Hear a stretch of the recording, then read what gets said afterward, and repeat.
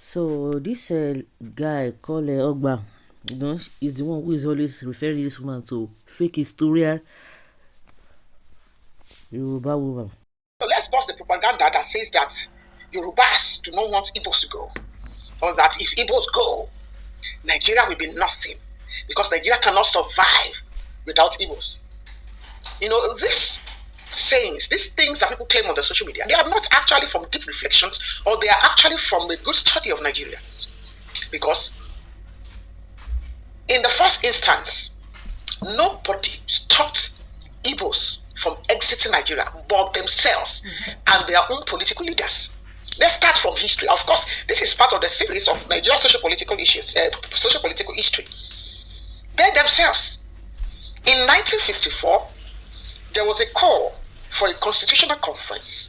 And in that constitutional conference, Sir Ahmadu Bello and Chief Obafemi Awolowo wanted, especially Chief Obafemi Awolowo and his followers, wanted a secession clause to be put in the Nigerian constitution so that any of the three regions that wanted to exit Nigeria would exit without any issue.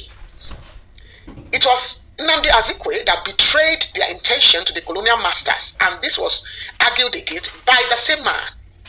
In 1956 and 1959, when these constitutional conferences were held, one was even held in the United Kingdom, Nnamdi Azikiwe did not just say that the secession clause should be put in the Nigerian constitution.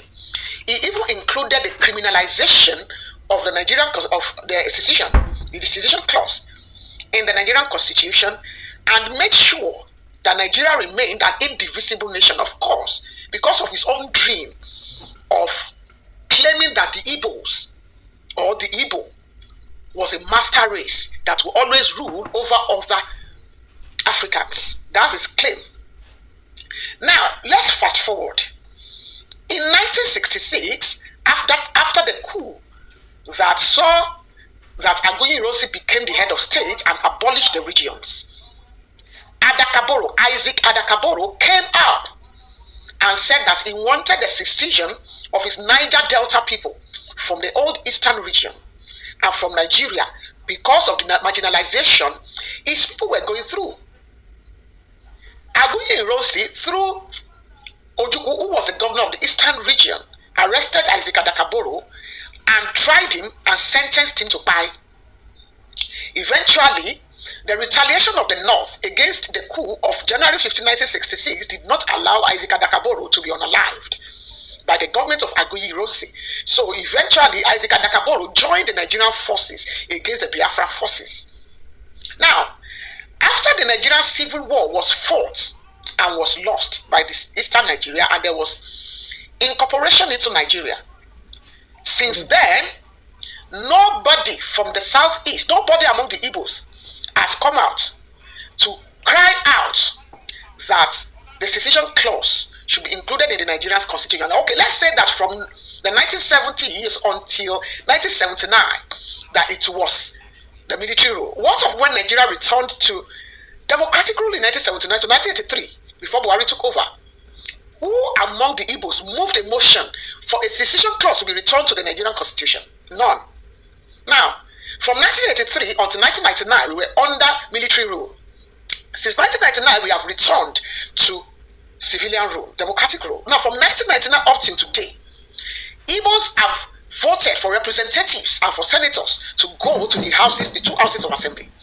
None of these senators and legislators has ever proposed that the secession clause should be removed that the secession clause should be returned to the Nigerian constitution and the criminalization of secession should be removed.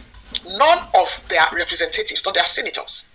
Now, recently, when there was a constitutional review going on, one of their senators from Abia State, in the person of Benjamin Kalu, had the opportunity to move that the secession clause should be included and the criminalization removed.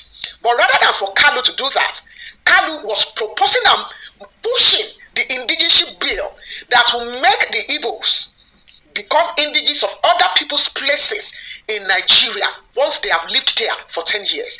And once their women are married to those people for 5 years, and even upon divorce from such people, their women will still retain the indigenship status that they got through that marriage. And today, these people whose representatives and senators have never moved a motion to show their interest in seceding from Nigeria are all over social media saying that it was the Yorubas that did not want Igbos to exit Nigeria. During Buhari's 8 years, they said it was the Hausa Fulani that would not allow them to exit Nigeria. Now Tinubu is the president. It is now the Yorubas that did not want them to exit Nigeria.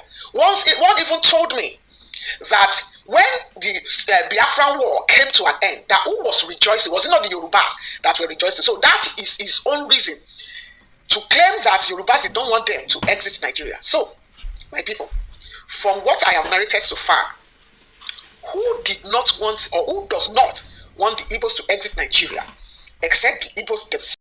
So this guy called Ogba, is the one who is always referring this woman to fake historian Yoruba woman. I think the other day she was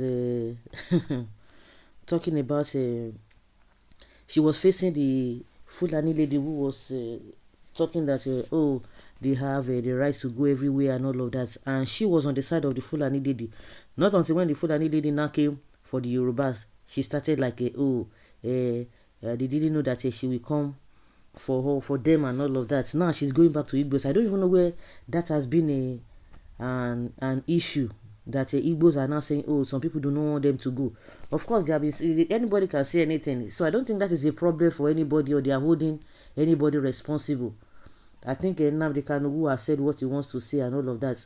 And of course, we know that Igbo too was saying something of that nature, and it has not really come to limelight. It's not everybody from the Yoruba extraction that really believe Igbo, or that really wants that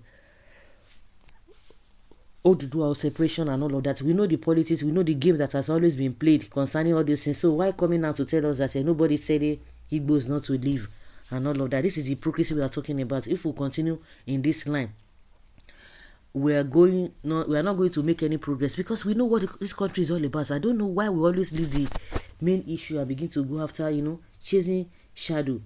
It's just unfortunate that we continue to be allow the politicians to use us. The country that we are in, and I've said it several times, that there's nobody that is not being marginalized, and that's why some people have taken it upon themselves to speak for their people. In this is that what we are supposed to be talking about? That Igbo said they don't want to go. Is that your problem? Is that anybody's problem? See the insecurity, see the economy, see what people are going through. No infrastructure, everything is just anyhow. You are now saying that nobody is holding them. Who is not holding them? If they want to go, they know what to do. You are now repeating the same thing that the Fulani lady was saying. But if that one come for you again, you now begin to see something different. I beg. It's just unfortunate. What is bringing up this topic at this time? I don't understand. Azikiwe said this. Awolowo said this. Were you there? As Nigeria is working for you, working for you, enjoy it.